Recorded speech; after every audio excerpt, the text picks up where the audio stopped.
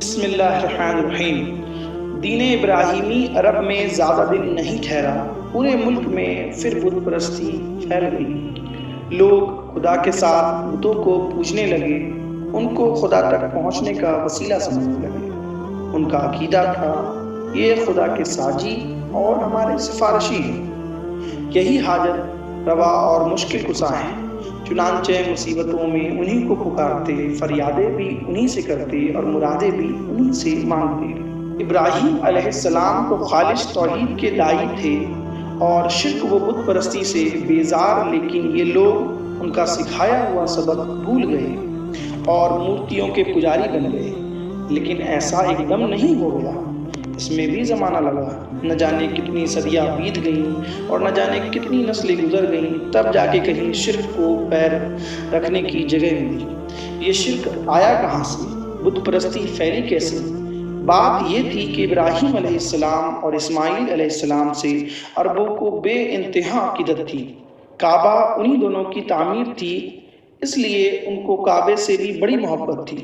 پھر یہ محبت اس تک محدود نہ رہی، اس کے ارد گرد جتنے پتھر تھے وہ بھی ان کے نزدیک بہت ہی محبوب اور متبرک بن گئے۔ پھر بات یہیں تک نہ رہی، جو لوگ مکے سے کچھ دور رہتے تھے وہ کعبے کے پاس سے پتھر اٹھا اٹھا کر لے گئے اور اپنے یہاں نصب کر لیے۔ اب وہ کعبے کی طرح ان کا طواف کرتے، حجر اسود کی طرح ان کو بوسہ دیتے۔ اس طرح وہ عقیدہ جس کے خلاف حضرت ابراہیم علیہ السلام نے زندگی بھر جہاد کیا تھا، عرب میں پھر لوٹ آیا۔ پھر ایک بات اور تھی جس کی وجہ سے یہ عقیدہ اور تیزی سے پھیلا۔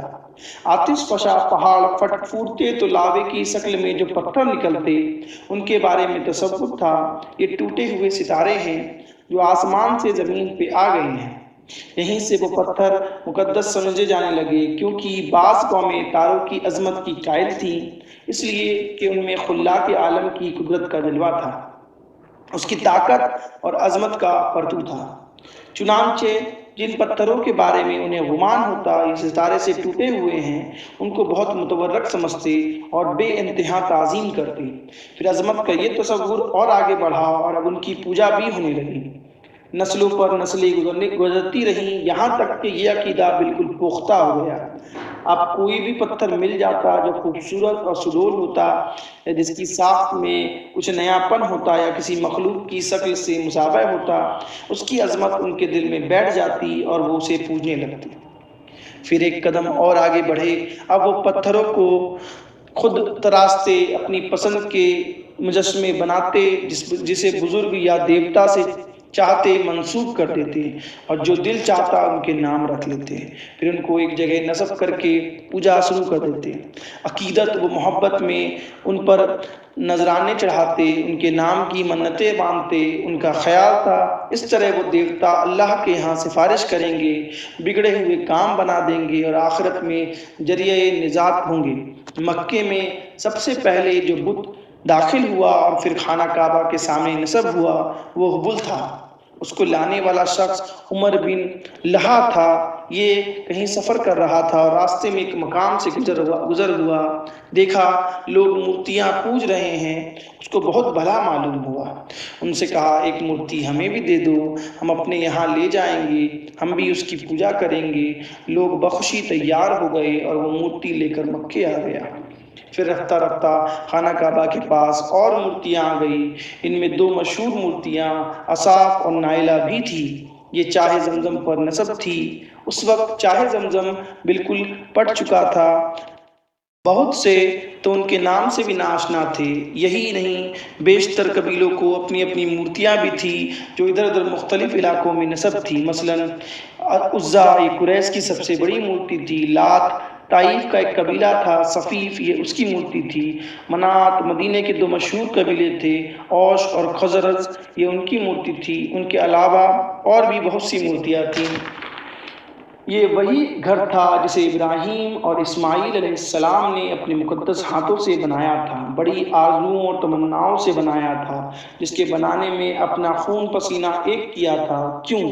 صرف اس لیے کہ یہ تو توحید کا مرکز بنے، رب کا سب سے بڑا گھر بنے، لیکن قوم نے ساتھ نہ دیا، یہی خانہ خدا بت خانہ بن گیا، یہی مرکز توحید منبع شرک بن گیا۔ لوگوں نے ابراہیم علیہ السلام کا دیا ہوا سبق فراموش کر دیا۔ اب انہیں یاد بھی نہیں رہا کہ کبھی اس گھر سے توحید کی صدا بلند ہوتی تھی، بلکہ اب ان کے لیے یہ تصور کرنا بھی دشوار تھا کہ بت پرستی کے سوا بھی کوئی سچائی ہو سکتی ہے۔ جس باپ نے بتوں سے بغاوت کر کے پوری قوم کی دشمنی مول لی تھی، آج اسی باپ کی اولاد ان بتوں پر جان اور دل سے فدا تھی۔ بسم اللہ الرحمن الرحیم۔ محمد صلی اللہ علیہ وسلم کے دادا عبد المطلب کے بارے میں۔ ایک سال ہاشم تجارت کے لیے شام گئے، ساتھ میں تاجروں کا پورا قافلہ تھا۔ واپس ہوئے تو یثرب سے گزر ہوا۔ قافلے میں کچھ تاجر یثرب کے بھی تھے جن کو وہاں کی ایک عورت نے اپنا مال تجارت دے کر بھیجا تھا۔ قافلہ یثرب کے پہنچا تو وہ عورت اپنے تاجروں کے پاس آئی اور سفر کی ردات پوچھنے لگی۔ کیا بیچا، کیا خریدا؟ باتوں سے ایسا لگا جیسے کہ کوئی بہت ہی ہوشیار، تجربہ کار اور باتدبیر خاتون ہو۔ ہاشم یہ سب دیکھ کر دل میں اس کی فراست کی داد دے رہے تھے، اس کی ذکاوت اور فطانت سے خوش ہو رہے تھے، چہرے پر شرافت اور سنجیدگی کا نور دیکھ کر مشہور ہو رہے تھے۔ یہ کون عورت ہے؟ ہاشم نے سوال کیا۔ یہ سلمہ ہے، باپ کا نام عمرہ ہے، خزرج کا ایک خاندان ہے، بنی نجار، یہ اس خاندان سے ہے۔ تاجروں نے اس کا پورا تعارف کرا دیا۔ ہاشم، کیا یہ شادی شدہ ہے؟ نہیں، البتہ یہ اپنے یہاں کی بہت معزز خاتون ہے، چاہتی ہے کوئی ایسا شوہر ہو جو اس کی آزادی سلب نہ کرے، اپنی آزادی کی مجروح کرنا اسے گوارا نہیں۔ ہاشم، پوچھو کیا وہ مجھے پسند کرے گی؟ پوچھا گیا تو وہ تیار ہو گئی اور ہاشم کو اچھی طرح جانتی تھی، اسے معلوم تھا قوم میں ان کا کیا مقام ہے۔ چنانچہ ہاشم سے اس کی شادی ہو گئی، وہ اسے لے کر مکے چلے آئے، وہاں کافی دنوں ساتھ رہے، پھر وہ یثرب لوٹ آئیں۔ وہاں ایک لڑکا ہوا جس کا نام اس نے شیبہ رکھا۔ اس کے بعد کئی سال گزر گئے، پھر ایک سال گرمیوں میں تجارتی قافلہ چلا، ساتھ میں ہاشم بھی گئے۔ شام میں ایک مقام ہے غزہ، وہاں پہنچ کر انتقال کر گئے۔ اب سارے عہدے مطلب کے ہاتھ میں آ گئے، یہ ان کے بھائی تھے۔ شیبہ مطلب کے بھتیجے تھے، یہ یثرب میں ماں کے پاس ہی رہ رہے تھے۔ اب مطلب کو ان کی فکر ہوئی، طے کیا بھتیجے کو مکے لائیں گے، یہی ان کا ددیال تھا، یہاں باپ کا پورا خاندان تھا۔ مطلب اس گھر سے یثرب گئے، بھابھی سلمہ سے ملاقات ہوئی، بولے میرا بھتیجا بڑا ہو چکا ہے، ہاتھ پیر مضبوط ہو چکے ہیں، چاہتا ہوں اب سے اپنے یہاں لے جاؤں۔ تمہیں معلوم ہی ہے حسب و نسب کے اعتبار سے قوم میں ہمارا کیا مقام ہے، وہاں وہ عزت سے رہے گا، یہاں تو بیچارہ پردیس میں پڑا ہے۔ سلمہ، اس کی جدائی میرے لیے موت ہے، لیکن یہ بھی پسند نہیں کہ وہ اپنے بزرگوں سے جدا رہے۔ ذرا پوچھئے دیکھیے اس کی کیا خواہش ہے، کہو میرے دلارے کیا خیال ہے، میرے ساتھ اپنے وطن چل رہے ہو؟ مطلب نے نہایت پیارے بھتیجے کو مخاطب کیا۔ یہ تو امی بتائیں گی، جب تک امی جان کی اجازت نہ ہوگی میں کہیں نہیں جانے کا۔ سعادت مند بھتیجے نے نہایت معصومیت سے جواب دیا۔ سلمہ نے مطلب کا اصرار دیکھا تو تیار ہو گئی، کلیجے میں پتھر رکھ کر اجازت دے دی۔ مطلب 3 دن وہاں مہمان رہے، چوتھے دن شیبہ کو ساتھ لے کر مکے روانہ ہوئے۔ اس وقت شیبہ کی عمر 8 برس تھی، دونوں ایک ہی اونٹ پر سوار تھے، مطلب آگے بیٹھے تھے اور شیبہ پیچھے۔ مکے میں داخل ہوئے تو لوگوں کو گمان ہوا کہ یہ مطلب کا غلام ہے، کہیں باہر سے لے کر آ رہے ہیں۔ دیکھتے ہی شور مچایا، مطلب غلام لائے ہیں، کیا تم نے عبد المطلب یعنی مطلب کا غلام دیکھا ہے؟ دیکھو یہ عبد المطلب۔ مطلب نے اس طرح کی آواز سنی تو سخت برہم ہوئے۔ اہل قریش، تم بھی عجیب لوگ ہو، یہ تو میرا بھتیجا ہے، بڑے بھائی ہاشم کا بیٹا، یثرب میں تھا، وہاں سے لے کر آ رہا ہوں، لیکن یہ نیا نام جو بے ساختہ زبانوں پر آ گیا، اصل نام پر غالب ہو گیا۔ ماں نے ان کا نام شیبہ رکھا تھا اور اسی نام سے پکارے جاتے، لیکن اب اصل نام کسی کو یاد نہ رہا اور اسی وقت سے وہ عبد المطلب ہو گئے۔ بسم اللہ الرحمن الرحیم۔ محمد صلی اللہ تعالی وسلم کے قبیلے ہاشم کے بارے میں جو ان کے پردادا کا نام تھا۔ مکے میں نہ جانے کتنی انقلابات آئے اور گزر گئے، نہ جانے کتنی نسلیں آئیں اور مٹ گئیں، نہ جانے کتنی قومیں حکمراں ہوئیں اور بے دخل ہو گئیں، یہاں تک کہ باغڈور کسی کے ہاتھ میں آئی۔ یہ کلاب کے بیٹے تھے اور اسماعیلی خاندان سے تھے۔ قریشی رشتہ داروں اور عزیزوں نے بھی ساتھ دیا اور ہر طرح ان کا تعاون کیا۔ مکے میں اب تک خیمے ہی خیمے تھے، عمارتوں کا نام و نشان نہ تھا۔ کسی میں یہ ہمت نہ تھی کہ سرزمین کعبہ میں کوئی گھر تعمیر کرے یا کوئی اور عمارت بنوائے جو بیت اللہ سے اونچی ہو۔ قدسی پہلے شخص ہیں جنہوں نے یہ ہمت کی۔ انہوں نے ایک عمارت بنوائی جس کا نام دارالندوہ رکھا۔ وہاں وہ اشراف مکہ کو جمع کرتے، بیٹھ کر شہری مسائل پر غور کرتے، اہم معاملات میں ان سے مشورے لیتے، وہیں پر مقدمات کے فیصلے ہوتے، شادی بیاہ کے مسائل طے ہوتے۔ پھر قدسی نے قریش کو بھی عمارتیں بنانے کا حکم دیا، چنانچہ انہوں نے کعبے کے آس پاس اپنے گھر تعمیر کیے، البتہ بیچ میں بہت کافی جگہ چھوڑ دی کہ حاجی آئیں تو طواف وغیرہ میں کوئی زحمت نہ ہو۔ قدسی نے اپنے دور میں کئی بڑے بڑے کام کیے جو ایک زمانے تک یادگار رہے۔ مشعر حرام انہی کی ایجاد ہے جس پر حج کے دنوں میں چراغ جلتے تھے۔ انہی نے تمام قریش کو جمع کیا اور تقریر کی، بھائیو، خانہ کعبہ کی زیارت کے لیے حاجی نہ جانے کہاں کہاں سے آتے ہیں، سینکڑوں ہزاروں میل کے فاصلے طے کر کے آتے ہیں۔ بھائیو، ان کی میزبانی کرنا تمہارا فرض ہے۔ پھر اس سلسلے میں انہوں نے 2 عہدے قائم کیے۔ ایک کا نام تھا سقایا، اس کا کام تھا کہ حاجی آئیں تو ان کے لیے میٹھے پانی کا انتظام کریں۔ چاہ زمزم پٹ چکا تھا، اس لیے پانی کم یاب تھا، بہت دور دور سے لانا پڑتا۔ نیند نبیذ وغیرہ کا اہتمام بھی اسی صوبے کے سپرد تھا جو عربوں کی خاص چیز تھی۔ دوسرے عہدے کا نام رفادہ تھا۔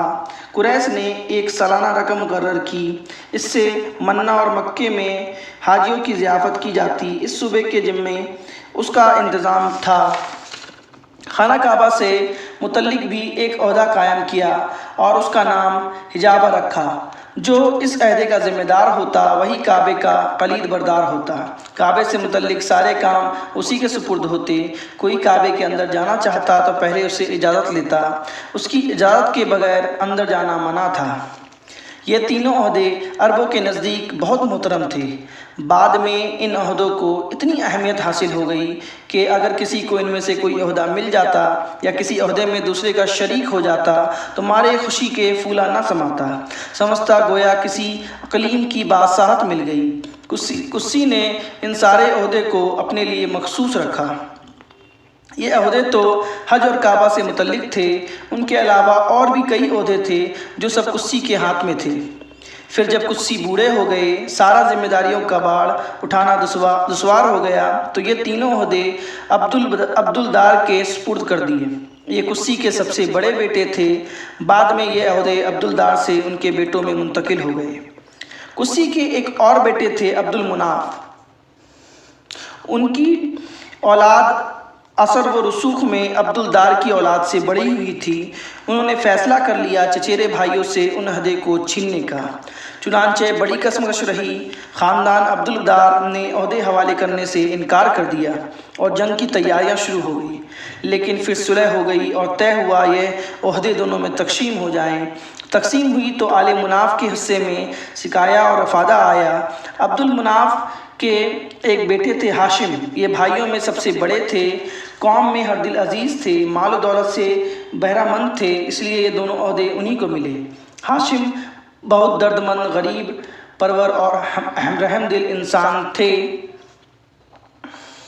کی سنت انہوں نے بھی جاری رکھی، ہمیشہ حاجیوں کے لیے کھانے کا انتظام کرتے، نہ صرف حاجیوں کے لیے انتظام کرتے بلکہ مکے کے غریبوں کا بہت خیال رکھتے۔ انہوں نے اہل مکہ کی مالی حالت بہتر بنانے کی بھی تدبیریں سوچی۔ اس کا بندوبست کیا کہ سال میں 2 بار تاجروں کے قافلے ملک کے باہر جائیں اور وہاں تجارت کریں۔ چنانچہ ہر سال ایک قافلہ گرمیوں میں جاتا اور ایک سردیوں میں۔ گرمیوں میں شام کی طرف جاتا، سردیوں میں یمن کی طرف۔ رومی بادشاہ سے اجازت حاصل کر کے قریش اس کے ملک میں سامان تجارت لے کر جاتے تو ان سے کوئی ٹیکس نہ لیا جاتا۔ حبش کے بادشاہ نجاشی سے بھی اسی قسم کا فرمان حاصل کیا۔ عرب میں راستے غیر محفوظ تھے، ہر آن لوٹ جانے کا خطرہ رہتا تھا۔ ہاشم نے اس کے پیش نظر دورہ کیا، مختلف قبیلوں میں جا کر ان سے معاہدہ کیا، قریش کا کوئی قافلہ گزرے تو اس کو نقصان نہ پہنچائے، اس احسان کے بدلے میں قریشی قافلے ان قبیلوں میں خود جائیں گے، ان کی ضرورت کی چیزیں لے جائیں گے اور ان سے خرید فروخت کریں گے۔ یہی وجہ ہے عرب میں غارت گری کا بازار گرم تھا۔ پر قریش کا قافلہ ہمیشہ محفوظ رہا۔ اس طرح انہوں نے مختلف قبیلوں اور ملکوں سے سیاسی اور تجارتی معاہدہ کیے۔ اس سے قریش بالکل مامون ہو گئے اور تجارتی میدان میں خوب آگے بڑھے۔ ایک بار کا واقعہ ہے، مکے میں زبردست قحط پڑا۔ حاسم نے شوربے میں روٹیاں چورا کی اور لوگوں کو کھلائی۔ اس وقت سے ان کا لقب ہاشم پڑ گیا، اور حسم کے معنی ہیں چورا کرنے والا، اور حاسم کے معنی ہیں چورا کرنے والا۔ حاسم کا یہ لقب اس طرح مشہور ہوا کہ اس نے اصل نام کو دبا دیا۔ ان کا اصل نام تھا عمرہ، لیکن اب یہ نام کسی کو نہیں یاد رہ گیا۔ بسم اللہ الرحمن الرحیم۔ مطلب کا انتقال ہوا تو عبد المطلب سمجھدار ہو چکے تھے، دست و بازو مضبوط ہو چکے تھے اور جسم میں توانائی آ چکی تھی۔ چچا کا کام انہوں نے سنبھال لیا، سکایا اور رفادہ ان کے ہاتھ میں آ گیا۔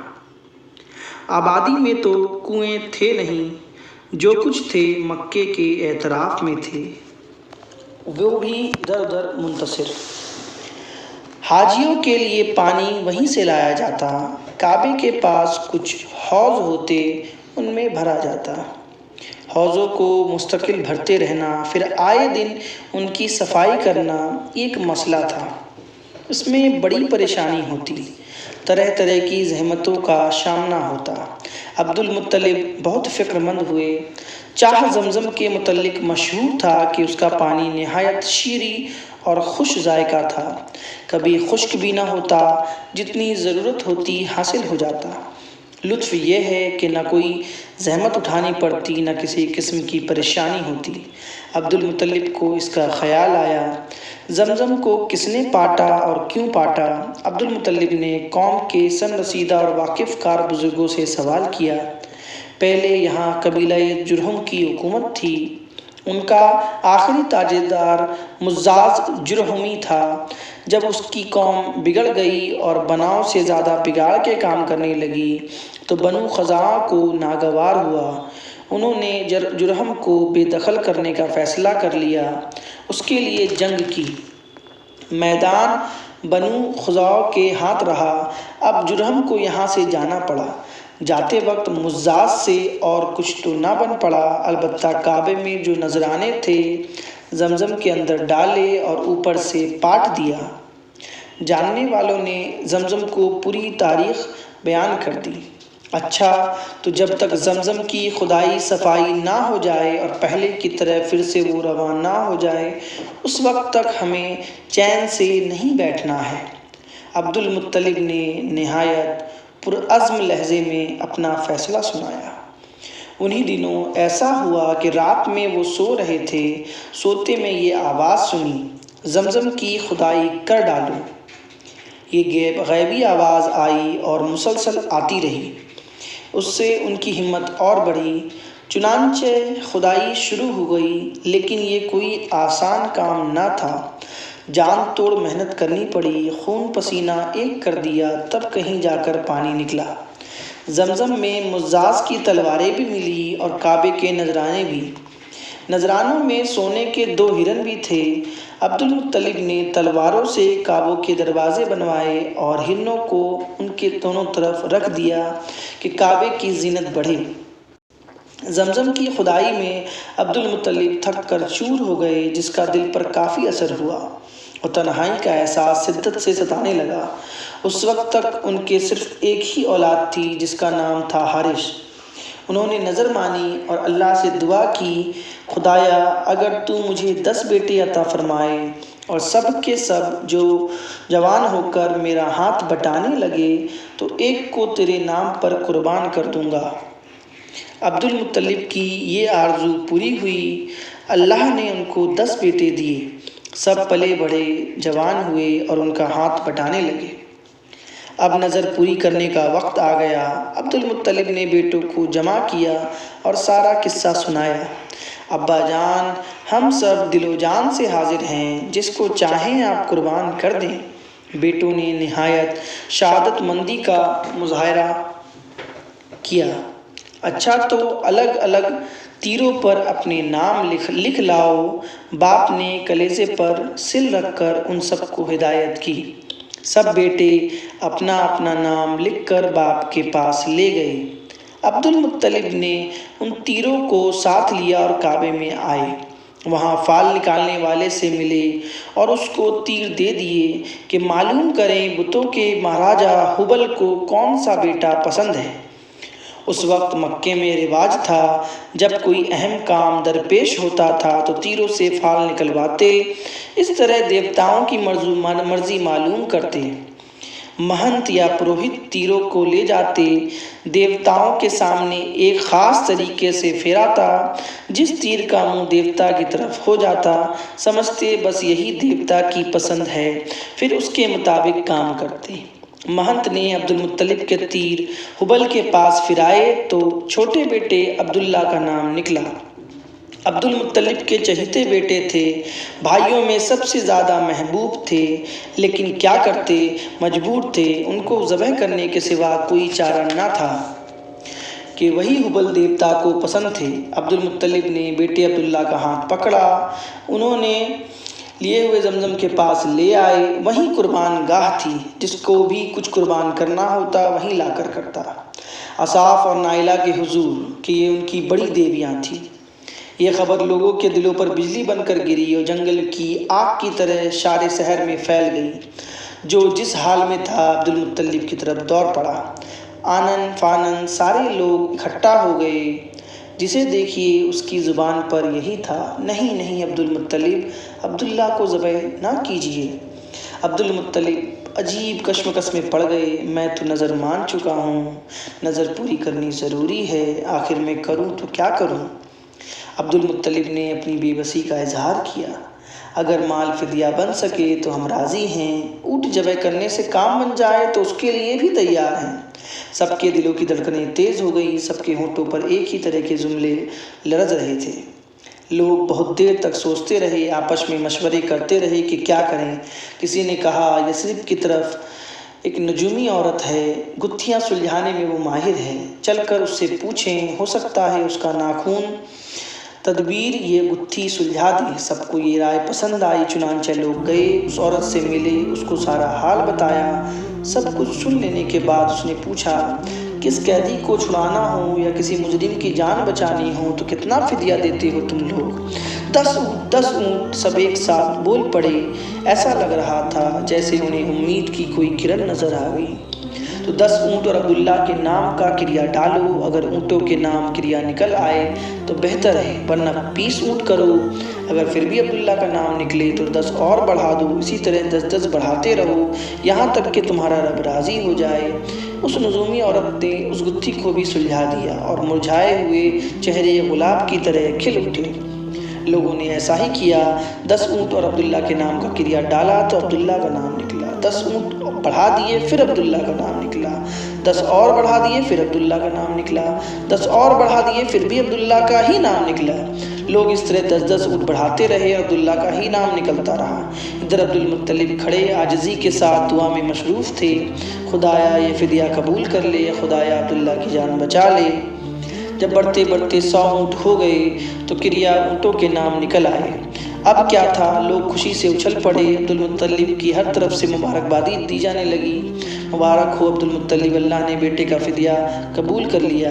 لیکن عبد المطلب ابھی بھی مطمئن نہ ہوئے، دوبارہ اور کریا ڈلوایا کہ کوئی شبہ نہ رہ جائے، خدا کی مرضی کیا ہے صاف صاف معلوم ہو جائے۔ جب پوری طرح اطمینان ہو گیا تو اونٹ ذبح کیے گئے اور وہیں چھوڑ دیے گئے کہ جو چاہے ان سے فائدہ اٹھائے۔ محمد صلی اللہ علیہ وسلم کے والد کی شادی اور وفات کا واقعہ۔ عبداللہ کو خدا داد حسن ملا تھا، اٹھتی ہوئی جوانی تھی جو حسن کو دوبالا کر رہی تھی۔ چہرہ کیا تھا، چاند کا ٹکڑا تھا، ہر دیکھنے والی آنکھ ان پر فدا تھی اور بہتری عورتیں ان سے شادی کی آرزو مند تھی۔ نظر والا واقعہ ہوا تو گھر گھر اس کا چرچا ہو گیا، اس سے ان کی عظمت اور بڑھ گئی، سب دل و جان سے انہیں چاہنے لگے۔ بہت سی عورتوں نے نکاح کی خواہش کی اور کوشش بھی کی، لیکن یہ صرف سب کو کیسے ملتا کہ وہ ایک ہی کی قسمت میں تھا۔ ان کے بیٹے کی ماں کون ہوگی یہ بھی خدا کے ہاں طے تھا۔ ان کی شادی آمنہ سے ہوئی جو قریش کی سب سے معزز خاتون تھی اور بنی زہرہ کے سردار کی بیٹی تھی۔ باپ نے بیٹے کی طرف سے نکاح کا پیام دیا۔ آمنہ کے گھر والوں نے اسے باصرف سمجھا، خوشی خوشی تیار ہو گئے، چٹپٹ شادی ہو گئی۔ دستور تھا دلہا شادی کے بعد 3 دن سسرال میں رہتا تھا۔ عبداللہ بھی 3 دن سسرال میں رہے، پھر گھر چلے آئے، ساتھ میں دلہن بھی آئی۔ شادی کو بھی کچھ ہی دن ہوئے تھے، تاجروں کا ایک کارواں شام جا رہا تھا، اس کے ساتھ عبداللہ بھی ہو لیے۔ واپسی میں مدینے گزرے، یہاں ان کے باپ کا ننیال تھا، تھکے تو تھے ہی، دم لینے کے لیے ٹھہر گئے، اتفاق سے بیمار پڑ گئے۔ ساتھیوں نے انہیں وہیں چھوڑ دیا اور مکے کا رخ کیا۔ وہاں پہنچ کر باپ کو بیماری کی خبر دی۔ عبد المطلب نے بیماری کا حال سنا تو فوراً بڑے بیٹے حارث کو مدینے دوڑایا کہ وہاں جا کر بھائی کی تیمارداری کرے، جب اچھے ہو جائے تو انہیں ساتھ لے کر آئیں۔ لیکن افسوس، حارث نے اپنے بھائی عبداللہ کو نہ دیکھا، وہ انہیں اپنے ساتھ مکے نہ لائے۔ باپ کی آنکھیں ٹھنڈی ہو گئیں اور دلہن کے دل کو قرار آتا اور قوم کی تسکین کا سامان ہوتا۔ کیا کرتے، قسمت ہی میں نہ تھا۔ کچھ دن پہلے ہی عبداللہ کا انتقال ہو چکا تھا اور جسم سپرد خاک ہو چکا تھا۔ باپ سے دور، دلہن سے دور، قوم سے دور، دور، بہت دور۔ حارث واپس آئے تو عبداللہ کے بجائے عبداللہ کی موت کی خبر لائے۔ کسے معلوم تھا شام کا یہ سفر آخرت بننے والا ہے، اور جہاں عبداللہ کی جان بچانے کی تدبیر کا سراغ لگا تھا، وہیں اللہ کا فرشتہ پروانہ موت لے کر اترنے والا ہے۔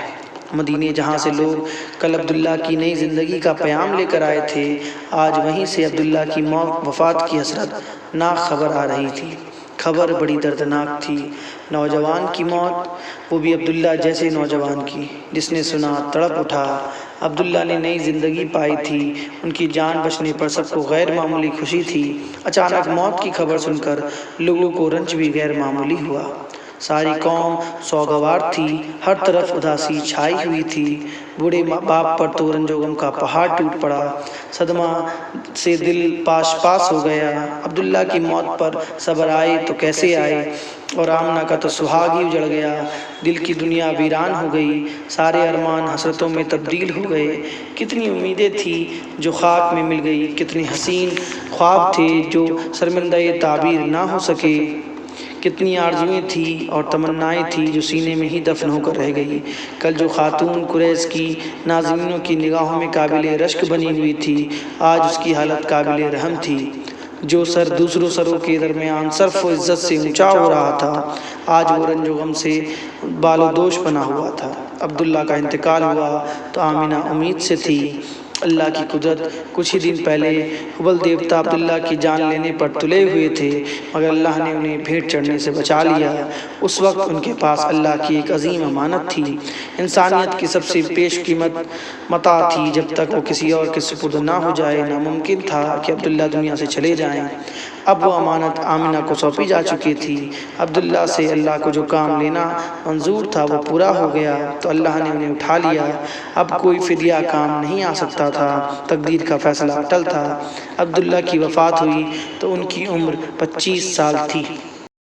ہوئی پہلوئے آمنہ سے ہویدا، دعائے خلیل اور نوید مسیحا۔ 2 سمبا کا دن تھا، ربیع الاول کی 12 تاریخ تھی کہ آمنہ کے یہاں ولادت ہوئی۔ نومولد بچہ بہت ہی خوبصورت تھا، چاند بھی اس کے سامنے پھیکا تھا۔ آمنہ نے اپنے خسر عبد المطلب کو خبر کرائی کہ آ کر پوتے کو دیکھ لیں۔ عبد المطلب بھاگے ہوئے آئے، نظر پڑتے ہی کھل اٹھے۔ ایک تو لڑکا تھا اور وہ بھی عبداللہ کا۔ وہ خوشی سے نہال ہو گئے، بچے کو گود میں لیا، سینے سے لگایا، ماتھے کو چوما، پھر لیے ہوئے کعبہ پہنچے، اس کا طواف کیا اور بچے کا نام محمد رکھا۔ محمد کے معنی ہیں ہر لحاظ سے قابل تعریف، وہ جسے سب پسند کریں، سب اچھا کہیں۔ ولادت کے 7ویں دن عبد المطلب نے بچے کا عقیقہ کیا اور قریش کی دعوت کی۔ لوگ کھانے سے فارغ ہوئے تو کسی نے پوچھا، عبد المطلب کیا وجہ ہے آپ نے پوتے کا نام محمد رکھا؟ خاندان کے اور ناموں جیسے نام نہیں رکھا؟ میں نے چاہا آسمان پر بھی اس کی تعریف ہو اور زمین پر بھی، خالق کو بھی پیارا ہو اور خلقت کو بھی۔ عبد المطلب نے نہایت سادے انداز میں اپنے دل کی تمنا لوگوں کے سامنے رکھ دی۔ قریش میں اونچے گھرانوں کی عورتوں میں اپنے بچوں کو دودھ خود نہیں پلاتی تھی۔ دیہاتیوں سے دائیوں کی ٹولیاں آتی تھی، وہ بچوں کو اپنے یہاں لے جاتی، ان کو دودھ پلاتی، پرورش وہ پرداخت کرتی، جب وہ بڑے ہو جاتے تو واپس کر جاتی اور دوسرے بچے لے جاتی۔ اس سے بچے خوب تندرست رہتے، فصیح عربی بھی سیکھ لیتے۔ دائیوں کے آنے کے موسم متعین تھے۔ محمد کی ولادت ہوئی تو اس وقت کوئی دائی نہ ملی۔ عبداللہ کا ایک بھائی تھا ابو لہب، اس کی ایک باندی تھی سوبیہ۔ 7 دن آمنہ نے خود دودھ پلایا، پھر بچے کو سوبیہ کے حوالے کر دیا کہ جب تک کوئی دائی نہ ملے اس کو دودھ پلائے۔ تو سوبیہ نے پس کچھ ہی دن دودھ پلایا تھا کہ قبیلے بنی سعد کی دائیاں آ گئی۔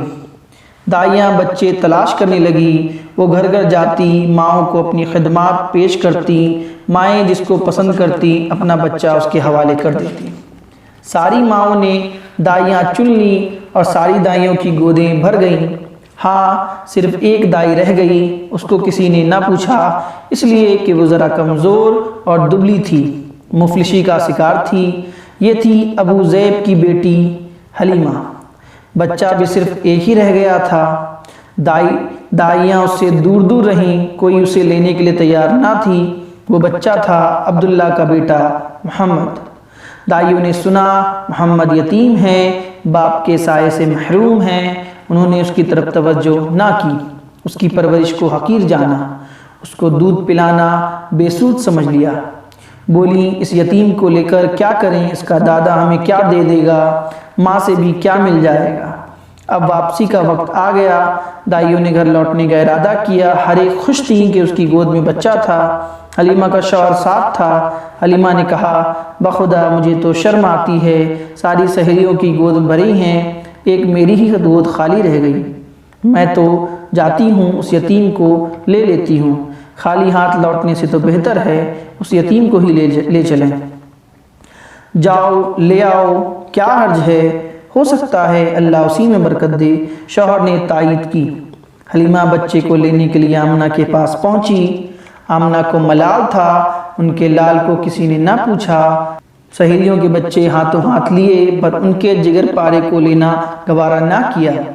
حلیمہ نے بچوں کو لیا تو آمنہ کا بجھا ہوا چہرہ خوشی سے دمک اٹھا۔ حلیمہ نے محمد کو چھاتی سے لگایا اور منہ میں سوکھی پستان دے دی جس میں دودھ برائے نام ہی تھا، لیکن حلیمہ کی حیرت کی انتہا نہ رہی۔ پستان منہ میں دیتے ہی انہیں ایسا لگا جیسے دودھ کی سوتیں جاری ہو گئیں۔ یکایک چھاتی بھر گئی، بچہ دودھ پی رہا تھا اور دودھ بچے کے منہ سے ٹپک رہا تھا۔ محمد شیر ہو چکے تو حلیمہ کے بچے نے بھی جی بھر کر پیا، حالانکہ اس سے پہلے تنہا اسی کے لیے دودھ ناکافی ہوتا، وہ پیتا لیکن کبھی شیر ہونے کی نوبت نہ آتی، چھاتی چوستا اور چوس کے رہ جاتا۔ حلیمہ کی ایک اونٹنی تھی، دبلی پتلی، بالکل مریل، بھوک لگی تو شوہر اسے دھونے اٹھے، آنکھیں پھٹی کی پھٹی رہ گئی، وہ تھن جو ہمیشہ سوکھا رہتا آج بالکل بھرا ہوا تھا، دودھ خود بخود ٹپک رہا تھا۔ شوہر نے خود بھی پیا، بیوی کو بھی پلایا، دونوں نے جی بھر کے پیا۔ رات ہوئی تو دونوں نے بچوں کو پہلو میں سلایا، پھر خود بھی سوئے رہے۔ نیند اتنے آرام اور چین کی تھی کہ بالکل ہی بے خبر ہو گئے۔ صبح ہوئی تو شوہر بولا حلیمہ کیا خیال ہے، بخدا بہت مبارک بچہ پا گئی تم۔ حلیمہ بخدا میرا بھی یہی احساس ہے۔ دائیوں کا قافلہ گھروں کو لوٹا، حلیمہ کی گدھیاں آگے آگے تھی اور مستانہ و رواں دواں تھی۔ سہیلیوں نے یہ دیکھا تو آواز دی واہری ابو ذئب کی بیٹی ذرا ٹھہرنا، ہمیں بھی تو آ لینے دو، ارے یہ وہی گدھیاں تو ہیں جس پر تم آئی تھی، یہ تو راستے میں رک جاتی تھی، بار بار تم پیچھے ہو جاتی تھی۔ حلیمہ ہاں ہاں بخدا یہ وہی گدھیاں ہیں۔ سہیلیاں ایسا نکارا گدھیا بھی، یہ تیزی اور چستی کہاں سے آ گئی، یہ تو بڑی عجیب بات ہے۔ اب حلیمہ کے یہاں برکتوں کی بارش تھی، ہر چیز میں برکت ظاہر ہو رہی تھی۔ جانور موٹے ہو گئے، دودھ سے تھن بھاری ہو گئے، ہر طرف برکت ہی برکت نمایاں تھی۔ رفتہ رفتہ 2 سال گزر گئے۔ آمنہ کا لال حلیمہ کا دودھ پیتا۔ حلیمہ کی ایک بیٹی تھی شیما، اس کی گودیوں میں ہمکتا۔ صحرا کی کھلی فضا ہوتی اور دیہات کی سادہ زندگی۔ جسم تیزی سے بڑھا، ہاتھوں پیروں میں طاقت آ گئی اور بچہ خوب تندرست ہو گیا۔ شیر خواری کے دن پورے ہو گئے۔ اب وقت آیا کہ بچہ ماں کی گود میں اس کے گھر کی رونق بنے، لیکن کیا حلیمہ اس بچے کو جدا کر دے؟ ایسے بچے کو جو ان کے لیے شراپا برکت تھا، مجسم رحمت تھا، باعث راحت اور موجب سعادت تھا۔ کس طرح بھی طبیعت اسے چھوڑنے پر تیار نہ تھی۔ تمنا تھی کچھ دنوں اور ساتھ رہے کہ برکتوں کا سلسلہ قائم رہے۔ وہ بچے کو لے کر ماں کے گھر کی طرف چلی، لیکن ارادہ تھا ان سے گزارش کرے گی بچے کو کچھ دن اور ساتھ رکھنے کی اجازت دے دیں۔ وہ آمنہ کے پاس آئیں، بولی مجھے اندیشہ ہے اگر محمد ابھی سے مکے میں رہ گیا تو ہو سکتا ہے یہاں کی آب و ہوا اسے راس نہ آئے، کیوں نہ آپ کچھ دن اور ہمارے یہاں رہنے دیں، ذرا اور بڑا ہو جائے، ہاتھوں پیروں میں جان آ جائے، پھر آ جائے گا۔ حلیمہ آمنہ سے ضد کرتی رہیں، پہم اشرار کرتی رہیں، طرح طرح سے مناتی رہیں، مکے کی آب و ہوا سے ڈراتی رہیں۔ آخر کار وہ تیار ہو گئی۔ اب کیا تھا، حلیمہ کا دل باغ باغ ہو گیا۔ خوشی سے آنکھیں چمک اٹھیں، چہرہ دمک اٹھا اور محمد کو لیے ہوئے اپنے گھر آئی۔ محمد پھر اسی صحرا میں آ گئے۔ اب پھر وہی کھلی فضا تھی، ریت کے ٹیلے تھے، چکنے چکنے پتھر تھے، وہی ساتھی اور وہی ہمجولی تھے۔ محمد پھر اس طرح پتھروں سے کھیلتے، ریت پر اچھلتے اور بچوں کے ساتھ ادھر ادھر دوڑتے کودتے۔ محمد اب 5 سال کی ہو گئے۔ حلیمہ سے جدائی کی شاعت پھر آن پہنچی۔ محمد سے حلیمہ کو بہت محبت تھی۔ وہ سچ مچ ان کی آنکھوں کے ٹھنڈک تھے، ان کے دل کے سکون تھے۔ محمد کو بھی حلیمہ سے بے انتہا محبت تھی۔ نبوت ملنے کے بعد بھی جب وہ آپ کے پاس آئیں تو آپ میری ماں کہہ کر لپٹ گئے۔ حلیمہ کے لیے محمد کی جدائی سوہان روح تھی، لیکن کرتی کیا کہ اب گھر پہنچنا ضروری تھا، مزید رکنا ممکن نہ تھا۔ انہی دنوں ایک حادثہ بھی ہوتے ہوتے رہ گیا جس کی وجہ سے حلیمہ نے اور جلدی کی۔ ایک روزہ وہ بیٹھی ہوئی تھی، ساتھ میں محمد بھی تھے۔ اتنے میں حفصہ کے کچھ عیسائیوں کا گزر ہوا، بچے پر نظر پڑی، وہ ٹھہر گئے، قریب آئے، اسے بڑے غور سے دیکھنے لگے، ایک ایک چیز کا جائزہ لینے لگے۔ حلیمہ سے پوچھا بھی کیسا بچہ ہے یہ؟ پھر وہ آپس میں کچھ اس طرح کی باتیں کرنے لگے، اس بچے کو ساتھ لے لیں، اس کو اپنے یہاں لے چلیں، یقیناً یہ بچہ ایک عظیم انسان ہوگا، ہم خوب جانتے ہیں یہ کیا بنے گا۔ حلیمہ ان کا مطلب سمجھ گئی، ان کے تیور بھاپ گئی، ان کی باتوں سے گھبرا اٹھی، ڈری گئی سچ مچ اسے چھین نہ لیں، موقع پا کر اچک نہ لیں یا کوئی آزار نہ پہنچا دیں۔ وہ نظر بچا کر بھاگ کھڑی ہوئیں، بچے کو لے کر غائب ہو گئیں۔ انہیں امید نہ تھی اس طرح وہ بھاگ سکیں گی اور بچے کو ان سے بچا سکیں گی۔ جتنی جلد ممکن تھا وہ آمنہ کے پاس پہنچی، ان کی امانت ان کے حوالے کی، تب جا کر کہیں اطمینان کی سانس لی۔ اب ماں کی ممتا تھی اور دادا کی سرپرستی، دونوں محمد سے بہت پیار کرتے، ہمیشہ اپنی نظروں کے سامنے رکھتے، ہر طرح سے آپ کا خیال رکھتے۔ آپ 6 برس کے ہو گئے تو ماں کا دل چاہا چل کر شوہر کی قبر دیکھیں، چنانچہ مدینے کے لیے روانہ ہو گئی، محمد کو بھی ساتھ لیتی گئیں۔ شوہر کی ایک باندی تھی یمن، وہ بھی سفر میں ساتھ تھی۔ وہاں کا ایک مشہور خاندان تھا بنی نجار، محمد کے دادا کی ننیحال اسی خاندان میں تھی۔ بی بی آمنہ جا کر وہیں ٹھہری۔ بی بی آمنہ مدینہ پہنچی تو پیارے بیٹے کو وہ گھر دکھایا جہاں اس کے پیارے باپ نے وفات پائی تھی، وہ جگہ بھی دکھائی جہاں وہ ہمیشہ کی نیند سو رہے تھے۔ آج پہلا دن تھا کہ اس معصوم بچے نے یتیمی کا مفہوم سمجھا۔ آج پہلا موقع تھا کہ اس کے شیشہ دل پر رنج و غم کا عکس پڑا۔